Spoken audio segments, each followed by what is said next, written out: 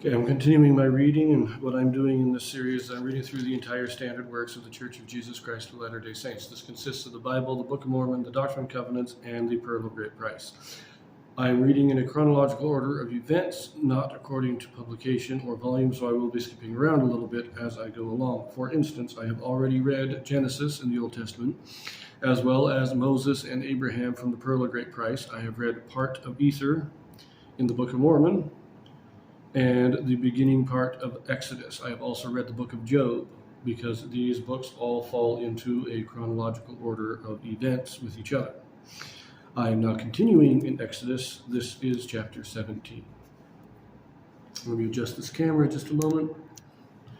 I like that better. Let us go. Chapter 17. Israel murmurs for want of water. Moses smites rock in Horeb, and water gushes forth. Aaron and Hur uphold Moses' hand so that Joshua prevails against Amalek. And all the congregation of the children of Israel journeyed from the wilderness of Sin after their journeyings, according to the commandment of the Lord, and pitched in Rephidim, and there was no water for the people to drink. Wherefore the people did chide with Moses, and said, Give us water that we may drink. Moses said unto them, Why chide ye with me? Wherefore do ye tempt the Lord? And the people thirsted there for water. And the people murmured against Moses, and said, Wherefore is this that thou hast brought us up out of Egypt, to kill us, and our children, and our cattle with thirst? And Moses cried unto the Lord, saying, What shall I do unto this people? They be almost ready to stone me. And the Lord said unto Moses, Go on before the people, and take with thee the elders of Israel, and thy rod, wherewith thou smotest the river. Take it in thine hand, and go. Behold, I will stand before thee there upon the rock in Horeb, and thou shalt smite the rock, and there shall come water out of it, that the people may drink. And Moses did so in the sight of the elders of Israel. And he called the name of the place Massah and Meribah, because of the chiding of the children of Israel, and because they tempted the Lord, saying, Is the Lord among us or not? Okay, let's pause here. Massah means testing or trying, and Meribah means strife or complaint. So the children of Israel, they're traveling, they come to Rephidim, and they run out of water, or at least they have very little left, and they start complaining that they're thirsty. And their complaints get so extreme that they almost turn to violence against Moses. As Moses said, the people are like to stone me, they're about to stone me here. So what am I going to do? And notice he takes the elders of Israel. This would have been the leaders of each of the 12 houses, each of the 12 tribes. Likely the grandchildren of the 12 sons of Jacob, although possibly the children. But I don't think any of the children are still alive at this point. But the grandchildren, like Moses' father, and they all went and they witnessed this. Moses took his staff and he whacked the rock, and water came out. He opened up, and God created a natural spring, enough water to quench the thirst of the entire camp.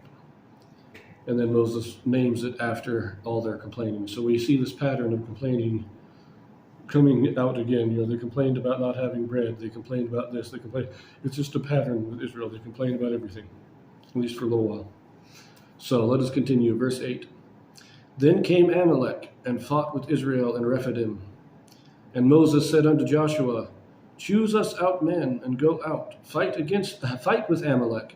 Tomorrow I will stand on the top of the hill with the rod of God in mine hand. So Joshua did as Moses had said unto him, and fought with Amalek. And Moses, Aaron, and Hur went up to the top of the hill. And it came to pass, when Moses held up his hand, that Israel prevailed. And when he let down his hand, Amalek prevailed. But Moses' hands were heavy, and they took a stone and put it under him, and he sat thereon. And Aaron and Hur stayed up his hands, the one on the one side and the other on the other side. And his hands were steady until the going down of the sun. And Joshua discomfited Amalek and his people with the edge of the sword.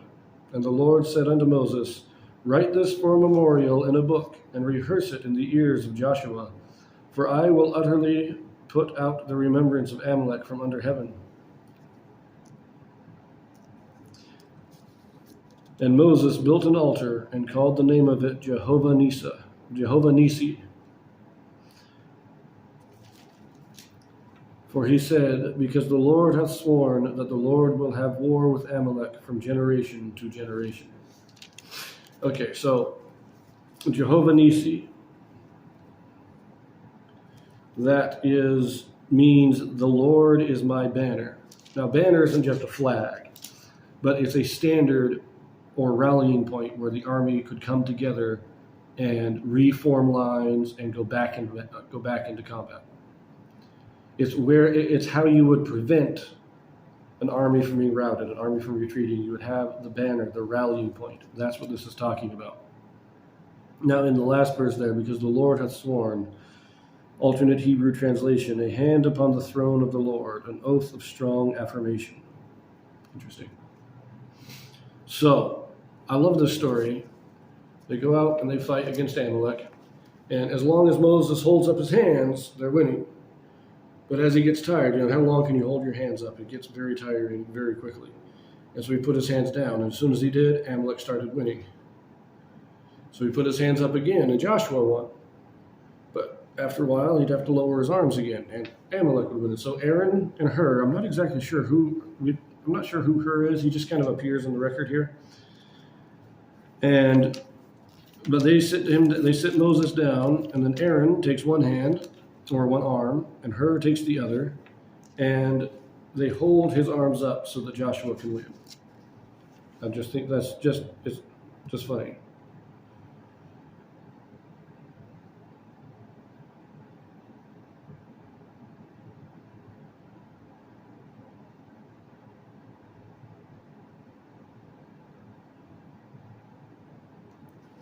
So the Amalekites, or Amalek, we don't really know his ancestry. I was just looking in the Bible dictionary here, and it doesn't tell us who the Amalekites are, but they are they appear to be a strong Arab tribe, not unlikely to be descended from Ishmael, but more likely to be descended from other Semitic peoples. So,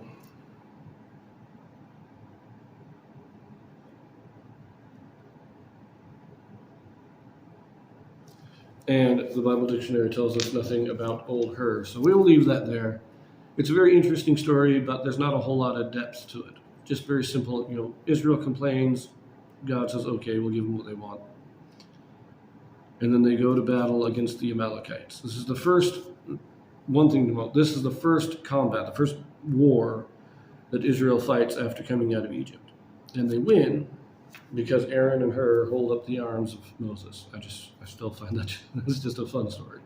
Anyways, I will see you in the next one.